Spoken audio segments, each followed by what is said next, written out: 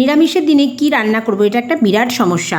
চলো আজকে সমস্যার সমাধান করি। এখানে দেখতে পাচ্ছ 2 কাপ কলাইয়ের ডাল বেটে রেখেছিলাম। কলাইয়ের ডালের মধ্যে আমি 1 ইঞ্চি আদা, 3টে কাঁচা লঙ্কা দিয়েছিলাম। ঝালের পরিমাণটা তোমরা বুঝে দেবে। কালো জিরে দিয়ে ভালো করে ফেটিয়ে নিয়ে আমি বড়া বানিয়ে নিয়েছি। অবশ্যই কিন্তু স্বাদ মতো নুন দিও। বড়াটা তোমরা শুধুও খেতে পারবে, দারুণ লাগে খেতে। এবার দেখো এখানে সর্ষের তেলের মধ্যে কালো জিরে আর শুকনো লঙ্কা ফোড়ন দিয়েছি, ভাজা ভাজা গন্ধ বেরিয়েছে।